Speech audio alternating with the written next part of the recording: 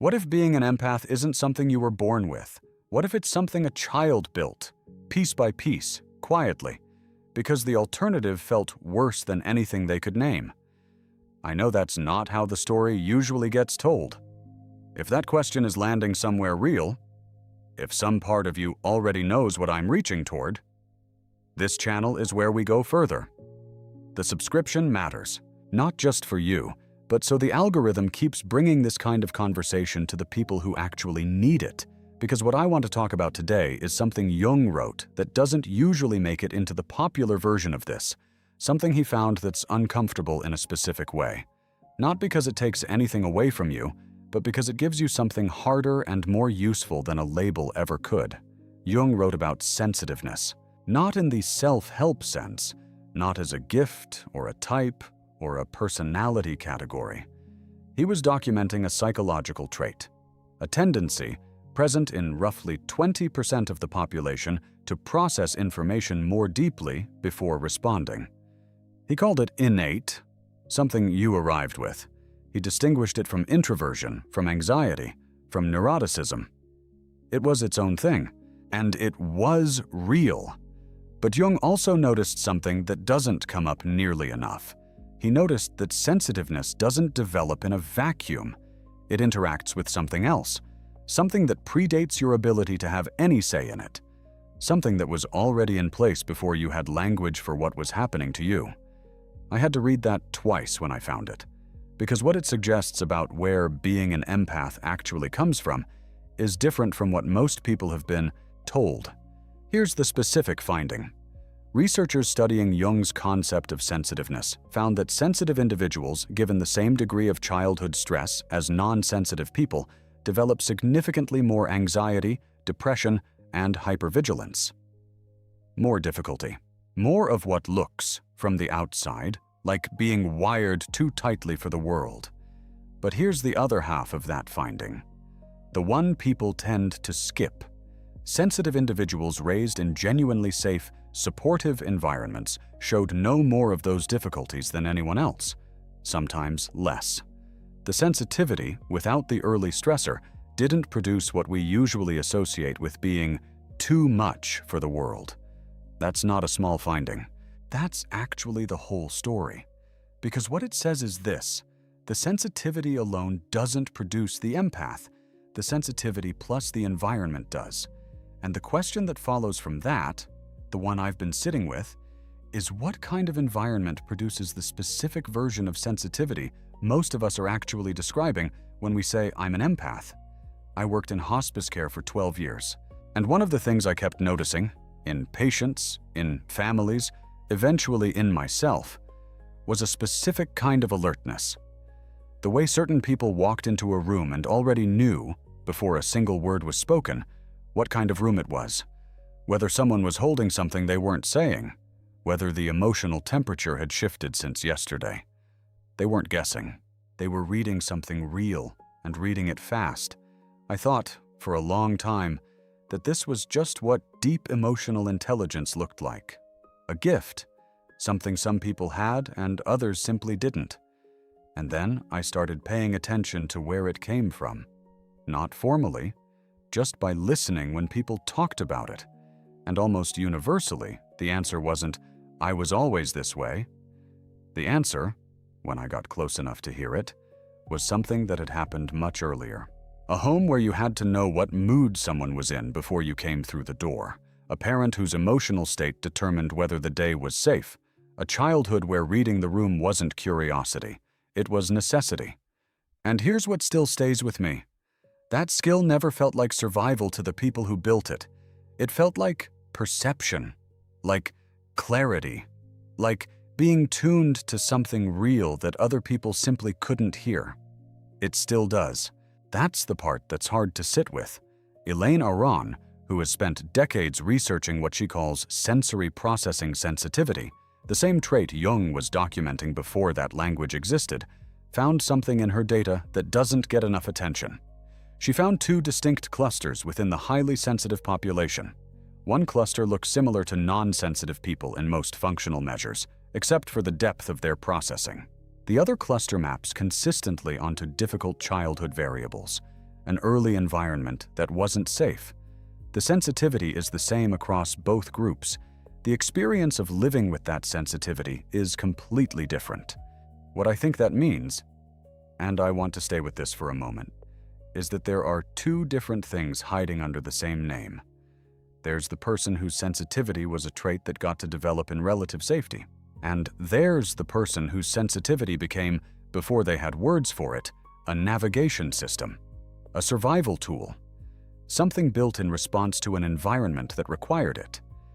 And that second person, who I believe makes up a significant portion of the people who identify most deeply with being an empath, didn't just develop sensitivity. They developed something more specific, something closer to hypervigilance that learned over years to call itself empathy. I'm not saying it isn't real. The perception is real. The attunement is real. The ability to read what other people walk through unseeing, that's real. But where it came from changes something fundamental about what it means for the life you're living now. Bessel van der Kolk spent decades studying what happens to a nervous system that doesn't get relational safety early on. What he found was precise. Without specific experiences, someone staying when you're confused, someone meeting your eyes when you're afraid, the nervous system settles into a particular posture. It keeps scanning. It stays oriented toward threat, even when the threat is long gone. That scan, that continuous automatic read of every room you walk into, is exactly what empaths describe as their gift. Hold that for a second, because I don't think it makes the gift less real. I think it makes it something different from what most people have been told it is.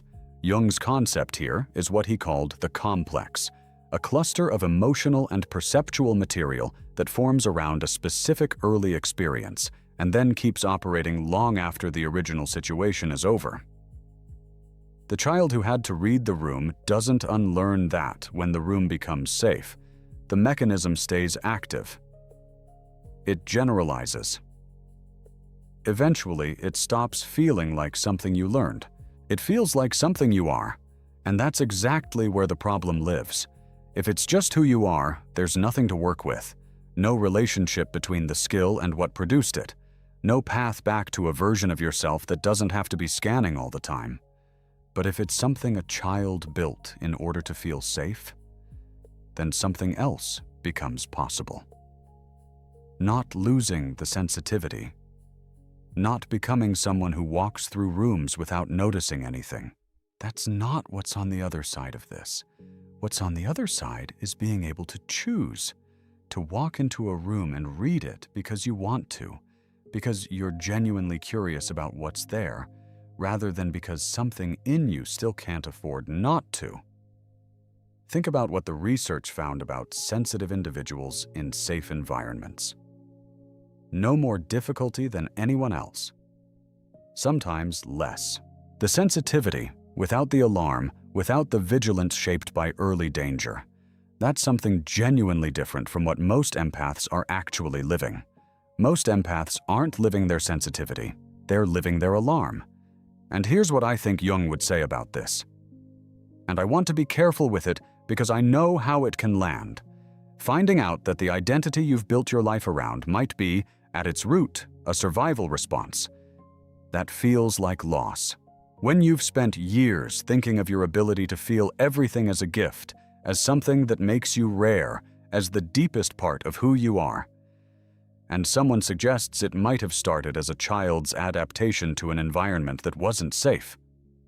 That's genuinely hard. I know that. But the loss isn't of something you actually had. It's of a story about yourself that was protecting you from a harder story. And Jung was specific about what happens when you finally reach the harder story. He described it as the beginning of individuation, not the destination. The beginning.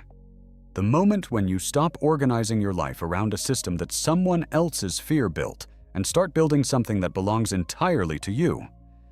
The child who built that skill wasn't wrong. That child was doing exactly what needed to be done with what they had. The hypervigilance wasn't a flaw, It was the most adaptive response possible to a real environment.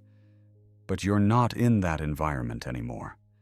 And the sensitivity, the real one, the one that was always underneath the alarm, doesn't need the alarm running in order to exist. What changes when this actually lands isn't that you stop feeling things. You don't. What changes is the relationship to the feeling. The question stops being, why do I feel everything so much, and becomes something quieter and, I think, more useful. What does my nervous system still think it needs to protect me from?